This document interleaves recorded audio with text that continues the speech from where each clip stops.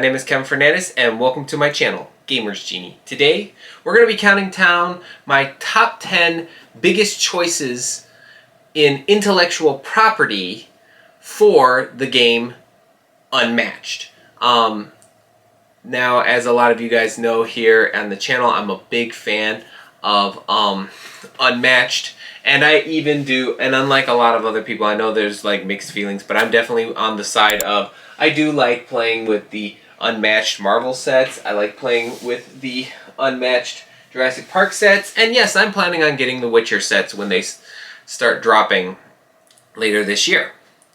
But I also thought, hey, once they're done with The Witcher, what are they going to try to tackle next? So I thought I'd count. So I saw a YouTuber that did this. I want to say this. This channel did not.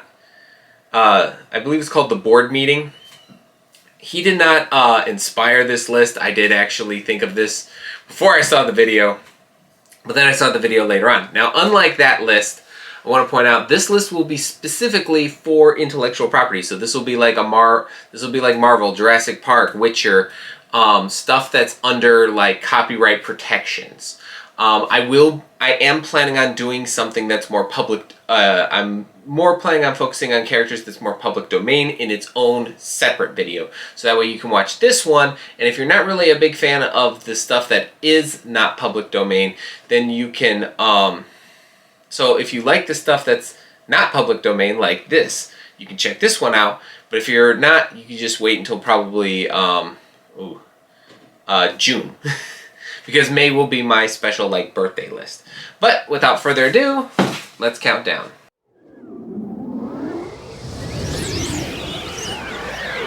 Okay, so number 10, and I forgot to mention this. This will be these are all placed by how likely I think we're gonna be seeing these in Unmatched. I don't know. It could totally be reversed, whatever. But number 10 is Shonen Jump characters. Now, I think it's safe to put shonen characters in a list like this, in different lists like this, because when I was growing up in the 90s, you know, anime was not that much of a thing. You would have your Pokemon, your Digimon, your Yu-Gi-Oh, and then every now and then you'd watch whatever's on Toonami. A lot of people it was a very niche group, very, very small, at least when I was growing up, because we didn't have the internet, so we didn't have like all this stuff. You know, we didn't have Facebook groups where we can all just see who's there. It was like you and then your little group of friends, and that was it. And then if you happened to see someone who knew this, it'd be almost like you just met a secret member or something like that. We should all had rings or something to just identify each other. Like, oh, there he is. But anyways, I feel like it's like anime has gotten enough in the mainstream where I feel like characters would show up. The only reason why this is number 10 is because if you guys know shonen, if you guys know like a lot of the stuff, a lot of the animes and mangas and stuff that's out there, a lot of the characters are extremely powerful, especially if you look at some of the most popular ones like Bleach, like One Piece, like Naruto, like Dragon Ball. So, you know, you have these characters that are super ridiculously, monstrously powerful. So this would like just knock Marvel out of the park when it comes to power. So how are you going to make these characters to a point where it's going to satisfy the people who like this sort of thing, but also not feel like if you pick this character in Unmatched, I know it's called Unmatched, but there's still like always some feeling like you have a chance when you play the game, no matter who you pick. How is it gonna feel if you did that? That's my only reason why I'm putting this at number 10. Trust me, if this was like just things I really like, this would be number 1. But yeah, so also I think if they do end up making it, I think they should stay away from Bleach and One Piece and Naruto and Dragon Ball. Maybe they should do with what they did with Marvel, where they kind of did like kind of popular characters and it gets like, and they go with more and more popular characters until Spider-Man. So yeah, go with more popular characters, and then just like dump all the big powerful, the popular ones at once. I would be pretty happy as like I said, as long as power scaling is fine. But yeah, number 10, shonen, the shonen characters.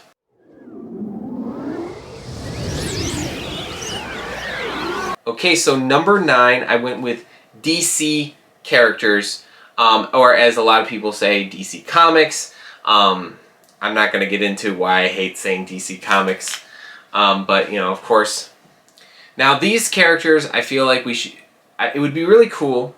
I don't know if they're going to happen because I don't know if Funkoverse has done it, done in their system where they have Marvel and DC. I don't think that many stuff has Marvel and DC, but I think that would be pretty cool that Restoration is the first one to do this. And of course, now again, just like with the shonen stuff, DC has very powerful characters. Superman alone can just wipe out people.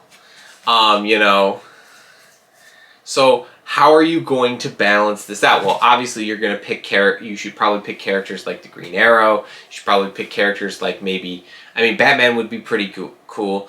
Of course, you got to have like at least one of the big three. But you might have to have like some powered down characters. Of course, but the problem is DC has like really cool villains from Batman. And some good stuff from Superman. So how are you going to pick that too? I would say what they should do is they should do it like with Hell's Kitchen. Just pick a hero, and then have the hero, a sidekick, and a villain. Hero, sidekick, villain. Hero, sidekick, villain. I think you should do that. So like you have like Batman, Robin, Joker, obviously. Then you have like Superman. You have, he doesn't really have a sidekick. So you could just pick like either Supergirl or Superboy. And then you could pick like, or you could do Crypto. And you could pick obviously Lex Luthor. And you could pick like, you know, you could pick Aquaman, Aqualad, and like Black Manta. Or Ocean Master. So, you know, that's how I would think this should be done. That's how I think the DC Comics characters should be done.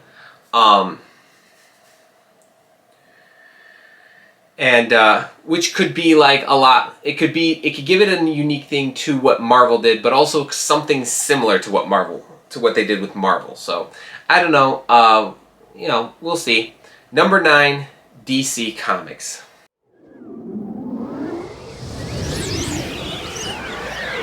Okay, so number 8, I decided to go video games. And I was going to do Kingdom Hearts, but I decided to go with Final Fantasy characters, because I like Final Fantasy characters. I grew up playing Final Fantasy. I grew up playing Kingdom Hearts as well. But I feel like Final Fantasy would be easier than Kingdom Hearts, because, I don't know, Disney seems to be very picky with what they're going to do with their characters. And so you'd be doing Final Fantasy anyways, because those are the characters that they'd probably be okay with. But obviously we'd have like Cloud and Leon. You could have Leon, Titus, so many different characters. What would be really, really cool with the Final Fantasy characters is that I would like is that they go through all the games that have like main characters and stuff, and they just like you vote. Like here's the men, here's the main characters for the males, here's the female counterparts. You know, vote on them, and then you can just kind of sprinkle in some stuff. Have some sort of like a customization, like where people can kind of vote on it. That would be really cool, really unique. Something that Restoration Games hasn't done. They did do these contests where you can submit your own characters in Unmatched, and of course that's where Genie and Houdini come in. That's where, of course, the Slings and Arrows came in, because those are some of the winners. And then we also have a Rosie the Riveter set that's supposed to come out at some point.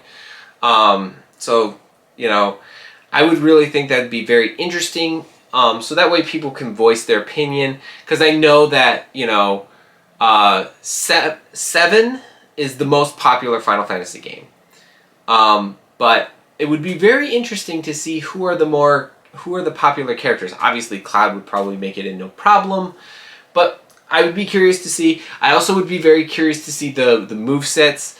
And like, you know, a lot of Final Fantasy games have materia where you can have like spells and summons and everything. I would like to see how would you fit that in if you wanted to fit that in, because you don't need to, because that's what I like, because that game is, you know, it's very customizable. So I love these characters and I'd love to see them in this game. I know there's a Final Fantasy trading card game. So yeah, definitely number 8, Final Fantasy.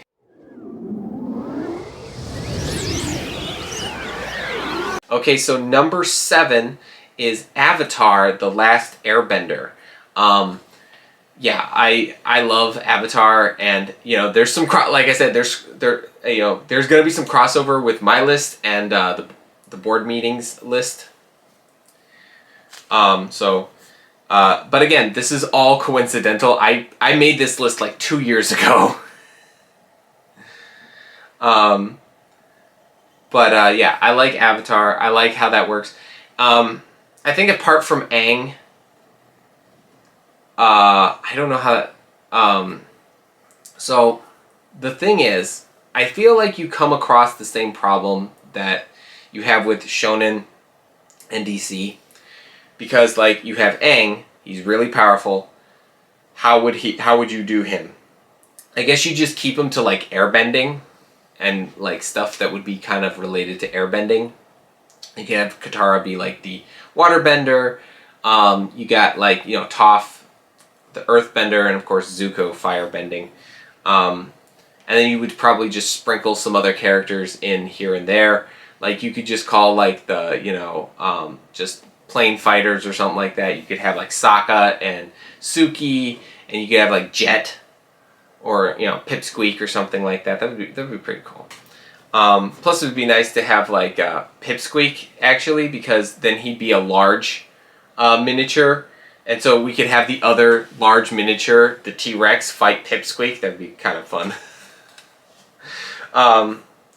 Yeah, I do love Avatar. Obviously, I feel like the obvious route for Avatar, I know they just recently released a live action series of Avatar. Obviously you'd go with the animation, not because I dislike it or anything, because I am enjoying this show. I just haven't finished it. The only major thing is, I believe that just adds something on top of something else, because it's already probably very, very difficult to get permission from a company to use an intellectual property for your board game. You know, it's probably very difficult for like Funko, or you know, like Libellude, or you know, Ravensburger, to put Disney stuff to make Disney stuff as a game.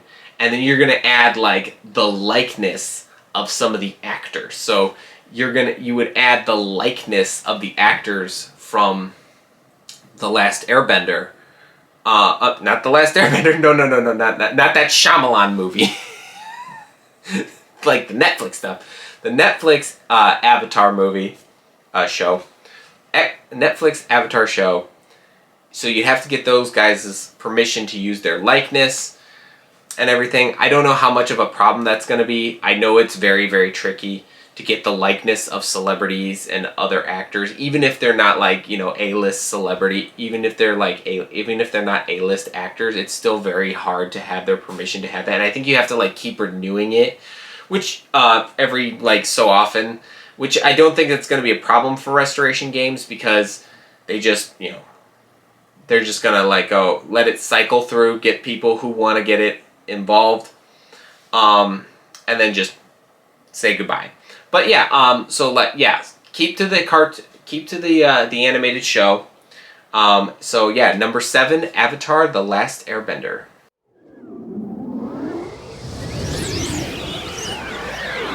Okay, so number 6, I decided to pick something that would not feel like it should be here, and I'm going with Studio Ghibli characters. So I do know there are some characters who are rooted in like fighting and stuff, like the characters from Princess Mononoke.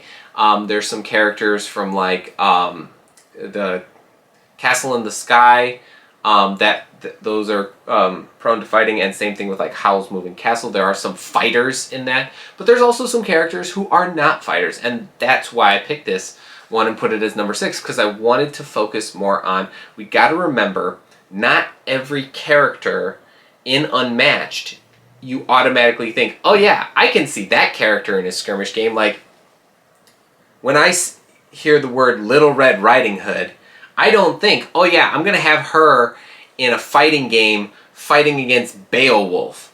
No, I don't think that. Same thing with Alice. I don't think of her as a fighter. I know they're all based off of like different variations of the different tales, but still, when we think of those names, we think of, you know, the lost girl in Wonderland, or the little girl wandering through the woods to her grandmother's house, and she, you know, spoiler alert, she got eaten by a wolf.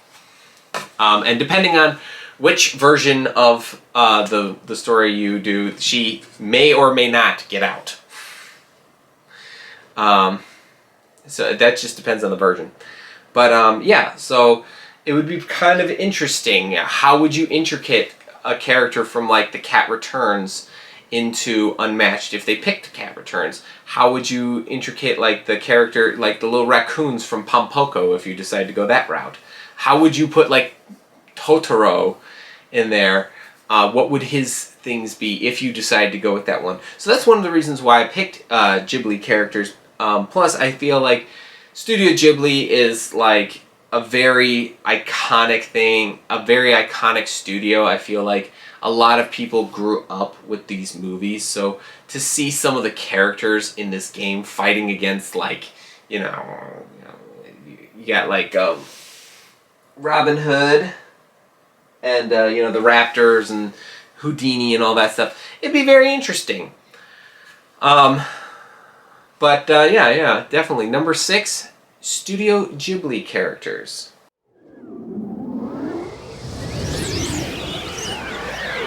Okay, so number 5 is something that I'm actually surprised not many people have said, but this was also a board meeting crossover. Teenage Mutant Ninja Turtles. It's so weird because back in the 80s and 90s, when a lot of us were younger, and we were all like really little, and the only thing we had to worry about is did we miss our favorite Saturday morning cartoon? There was Teenage Mutant Ninja Turtle stuff like everywhere. You could get like action figures, T-shirts. I mean, I know that there's Teenage Mutant Ninja Turtle stuff, but I kid you not, there was almost like an entire aisle of Teenage Mutant Ninja Turtles stuff. An aisle. Not a section, an aisle. Now it's like a section. But when I was a kid, you go into Toys R Us, there was an aisle dedicated to Teenage Mutant Ninja Turtles, at least where I lived. You could go there, and then once you left that aisle, then you'd have like the T-shirts, the posters, the video, and then you take a right, and there'd be like video game stuff. They'd make sure that all that stuff just stays in that because they know who's gonna be in there. So yeah, obviously we go with the character, we try to get the main 4 in there. So this would have to be the first intellectual property Unmatched set where they actually have 4 characters like Cobble and Fog and the Battle of Legends stuff, as well as Slings and Arrows. Because obviously you're gonna want to have the 4 all in the same set: Michelangelo, Donatello, Leonardo, and Raphael. But it would be also really cool to have, like, we have Casey, maybe, I don't know about April, but like Mondo Gecko, Bebop and Rocksteady, I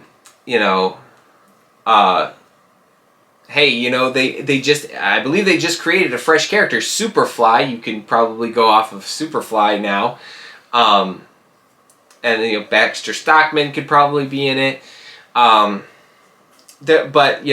Teenage Mutant Ninja Turtles has like this plethora of characters, and we don't always need to focus on the Shredder. But yeah, it would be kind of nice to have the Shredder in as at some point. But yeah, definitely number 5, Teenage Mutant Ninja Turtles.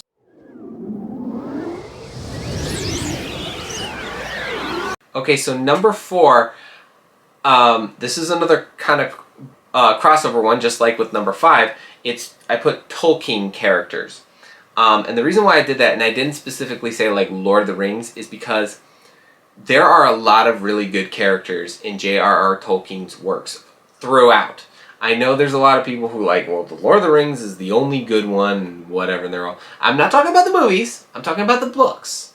Okay? I'm not talking about the movies. Books. Because again, I don't think it's a good idea to go with movies, TV shows, and all... anything that has live actors. So, no Game of Thrones. I don't really know how popular that is now anyways. But I feel, and like I said, the reason why I'm saying this is because I feel like if they went with like the Peter Jackson films, of course you have to get the permission from the company that owns the rights to the characters. Plus, then you'd have to get permission from the actors to use their likeness for that, and that will be complicated. Now, of course, these characters would be very interesting to have, but once again, there's a lot of characters. Tolkien made a lot of characters. They all have like backstories and all sorts of interesting factors and everything like that. They have histories. He was very detailed with his writing for this. So the question is, who are you going to pick? And obviously, a lot of people would say, well, you got to pick Frodo or Bilbo or something like that. I'm like, yeah, but we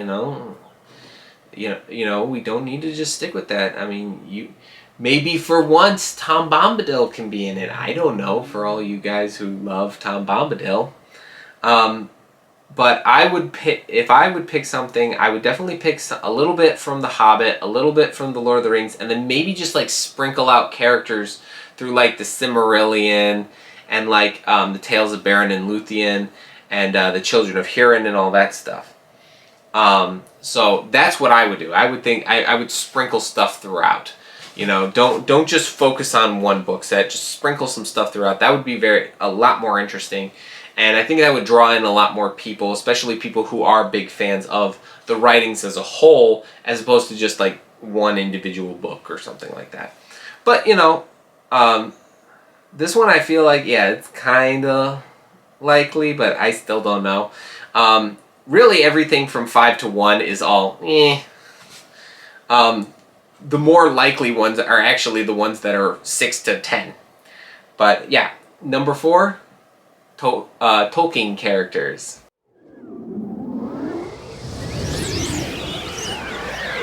Okay, so number 3, this one's also a crossover. Great minds really think alike. Is Doctor Who. I do like Doctor Who.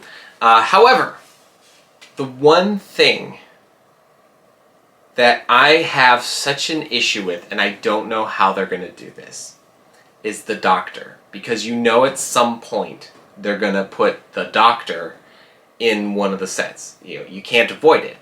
He's the main character. You're going to have to put that in. So you're going to have to figure out, how are we going to handle what the Doctor can do? Because first of all, in the show, he's almost like a one-man army. He can figure anything out. He's like a supercomputer. He's like super smart. He's like just this one-man army. And to top it off, his regeneration. How are you going to handle that? How are you going to do that where people are going to be like, oh, cool. So like what? If this, so like you start it as William Hartnell, and then like when he's defeated, then you swap him out for Patrick Troughton. Then when he's defeated, you swap him out for like John Pertwee. Then you swap him out for Tom Baker. Then you swap him out for Peter Davidson. Then you swap him out for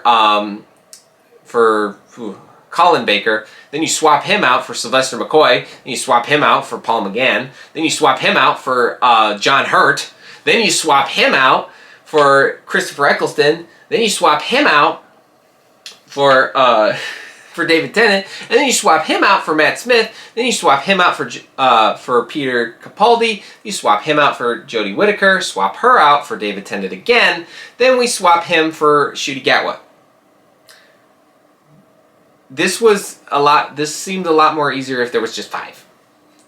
But I would definitely just stick to like companions and monsters. Try to avoid the main guy.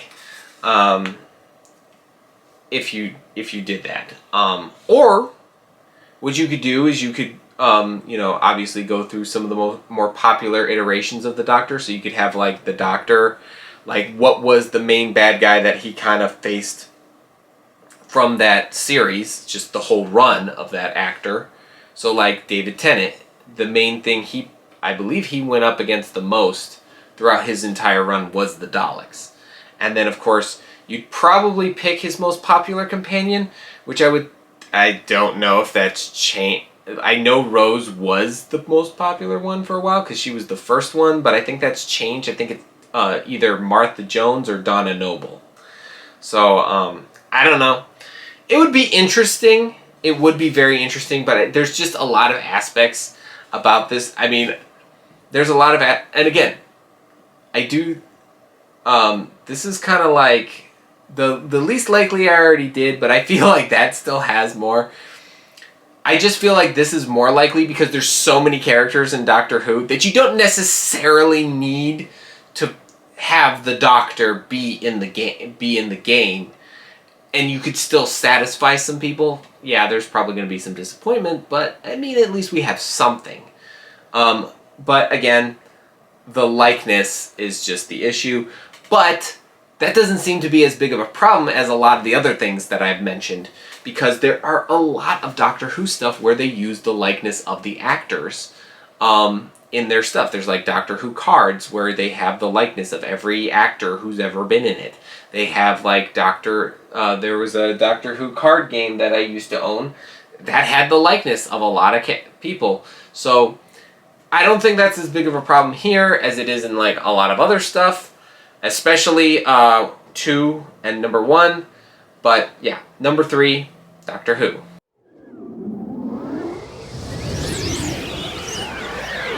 Okay, so number 2, I decided to go with Harry Potter. Specifically, of course, the 7 books. I don't think that it's a good idea for them to go into like the extended stuff. I think it's just stick with the 7 books and then move on from that. So, you can pick like, of course, but I'm going to actually say how, if they decide to go with expansions, expanding in the expanded universe of Harry Potter, it would be really cool to kind of like see like wizards throughout time or something like that.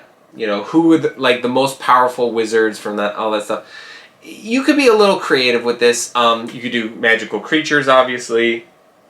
You can do like, there's all sorts of different characters and stuff. You don't necessarily need to go with the main characters. J.K. Rowling had a pretty decent amount of like world building in her books, so there's a lot to choose from. Now, obviously, you're gonna go with like the original. I think that they should go with the original designs that they used for the illustrations in the books, and not go with again, not go with the movies. I understand the movies, when we picture the characters, we picture like Rupert, Daniel, and Emma. When we're picturing Harry, Ron, and Hermione. However, again, just like Doctor Who, just like Avatar, and even just like some of the live-action shonen stuff, getting an actor's likeness is going to add a level of toughness that you're just not going to want to deal with. So to get Harry to look like Daniel, it's just not going to work. I don't think it's going to work. I think it'd be better if you just focused on like what the characters kind of look like based off of the illustrations, and that would be that. But yeah, it would be really interesting, and I'd love to see the abilities and everything. So yeah, number 2, Harry Potter.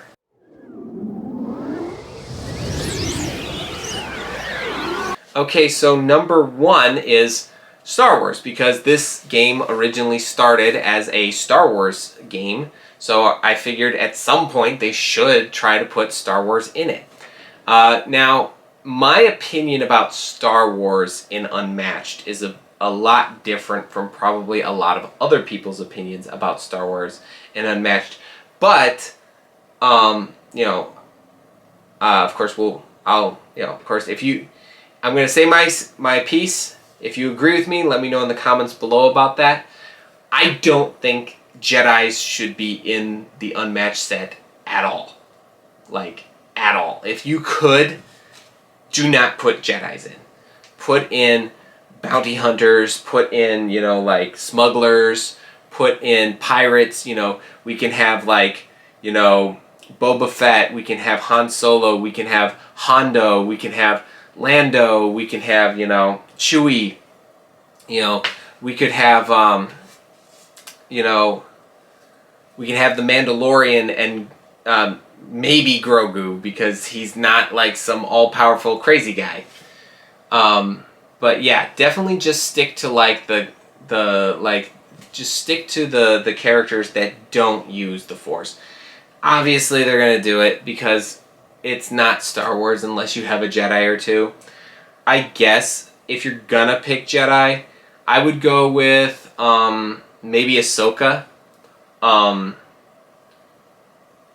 But I would mostly go with like Kit Fisto, one of the like lesser known Jedis, like not the ones that like people would know from like the live action stuff, but like maybe the animation.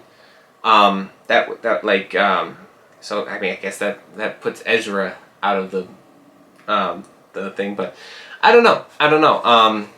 It'd just be interesting. So yeah, number 1 is Star Wars characters. Well, there you go. There is the top 10 intellectual properties I think that Restoration Games should consider using. Now, obviously, this list is all speculation. I do not have any vision into the future on what Restoration Games is planning. I don't know if any of these properties that I selected will even see the light of day in this series at all. These are just ones that are I thought would be really cool to see. Now, of course, I don't know if I said this in the beginning of the video, but I will also make another list that will be coming out in June about the public domain characters. So these are characters specifically that are owned by a company, and you have to get that company's permission to do that. And of course, they're going to have to get the permission of the company that already has the rights to has the gaming rights to these characters and everything. So there's that too. These are the characters that you got to go through red tape to get. So in June, I will do a list with characters that I'd like to see where you don't have to go through red tape. So public domain characters. So we're talking mythology, we're talking fairy tales, we're talking horror, we're talking whatever genre you can think of. I will probably toss it in. As long as it equals up to 10. And I will not be vague. Like, I'm not going to say, well, I think we should go with the Cthulhu mythos. No, I'm going to pick something from that I think would be cool to see in that specifically, but obviously I'll have to do a general broad thing. But whatever. But that being said, what are some of the intellectual properties you think that Restoration Games should go for? I know there's some people who are very interested in that. So let me know in the comments below about what you would like to see. But with that being said, if you enjoyed this video, please give it a like, hit that subscribe button, and ring the notification bell to be notified for top 10s lists just like this one. And if you're a big fan of the channel as a whole, consider becoming a Patreon supporter on our Patreon page. I'll leave a link to that in the description below. You can help support us for as little as $1 a month, which unlocks early access to our How to Play videos. Not like this one. This is a top 10s list. As well as other wonderful goodies in there. So I'll leave a link to that in the description below. I'd like to thank our current patrons. Your donations mean a lot to this channel, and it helps us do what we do. So thank you very much. Be on the lookout for next month's top 10s list. But until then, thanks for the views.